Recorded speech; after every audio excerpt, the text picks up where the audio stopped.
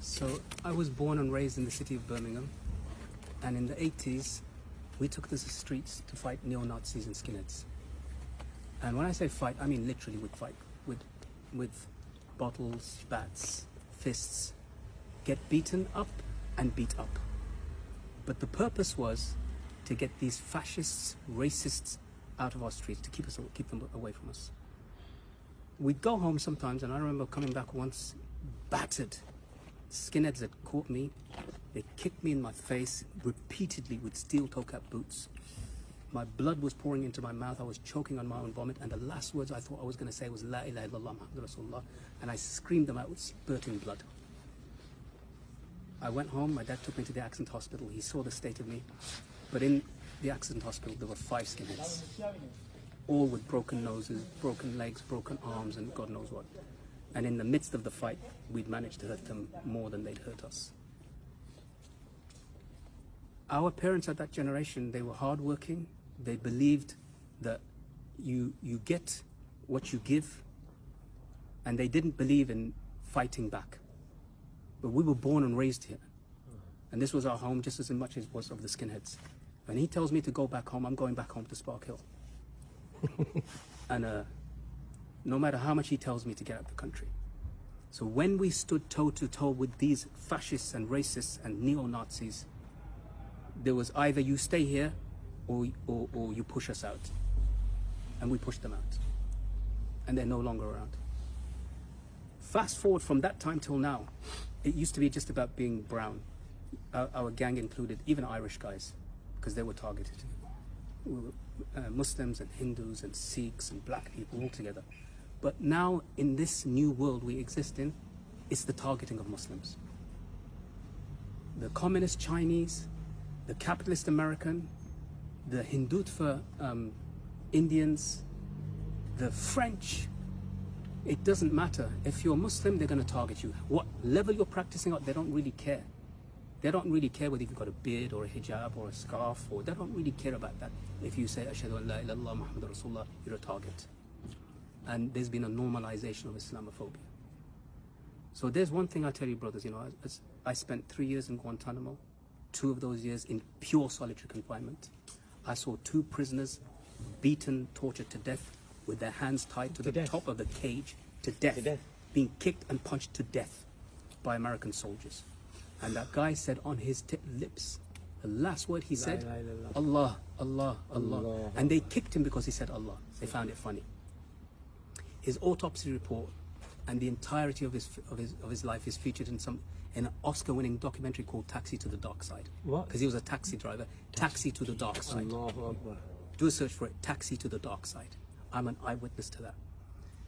After all of that, 3 years without charge, no trial, no court, no prosecutor, no defense, nothing. Just a cell that measured 8 foot by 6 foot. No window, no communication, no phone calls, no TV, no letters. Yo, were you not chucking things in the river? There was no river. There's a road for letter or something. There's nothing. You're in a cell. You're in a cage. You can't come out the cage. So what did Allah subhanahu wa ta'ala allow us to do in the midst of that? Learn the Quran. Reflect on its verses. Internalize them. Learn whatever you can from the small amount of books they give you. Write letters, write your thoughts. Prepare yourself for the outside world. And there's one thing I want to tell you guys, right? So you're facing off people who hate Muslims on the streets, mostly because they're ignorant. If you were to sit them down one-on-one, you'd easily break down their hatred. Easy. Because we did it with the American soldiers. And I can tell you, some of those American soldiers, I swear by Allah, in those cages said, Ashhadu an la ilaha illallah Muhammadur Rasulullah, and some of them visited me in my home here. So don't let your enemy and your abuser and your tormentor and your jailer become your teacher. What do I mean by this? This terminology says, you know, our enemy is not our teacher, comes from a famous mujahid. His name is Omar al-Mukhtar. He fought against the Italian fascists. 1923. Fascists, yeah. 1916. In the desert. He was 70 years old. They are sick. When the Muslims captured Italian prisoners and they wanted to torture them, he said, our enemy is not our teacher. Our teacher is who? Rasulullah sallallahu alaihi wasallam. Yeah? For 20 years we are And if fought. he had been that way, 20 years we are if fighting. Rasulullah sallallahu alaihi wasallam had been that way, we wouldn't be Muslims today. Because the message of Islam couldn't have been spread by force. He forgave those who tried to, like Al-Wahshi and Hind and Abu Sufyan, he forgave them. And Islam, and they became leaders of Islam. They're the ones that chained themselves at the end, isn't it? Yeah. The Muqtaz, Yes, they chained yeah. themselves at the end, Yeah. so that no one runs away. So this, brothers, when you think about this, if you come across these guys, you come across these people, if they're going to fight you, fight them. Stand firm. Don't back off. You have the right to self-defense in law and in Islam, in every law.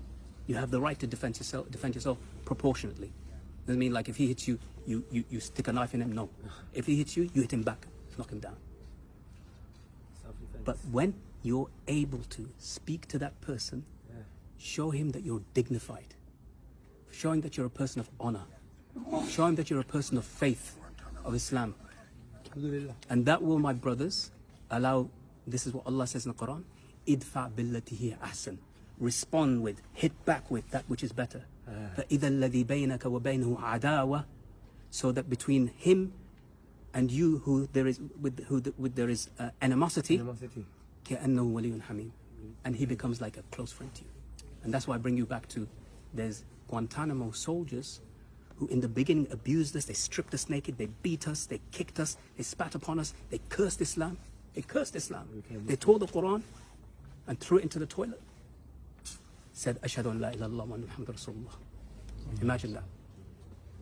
So that, my brothers, inshallah, is my message to you. That's all attack them, we see you.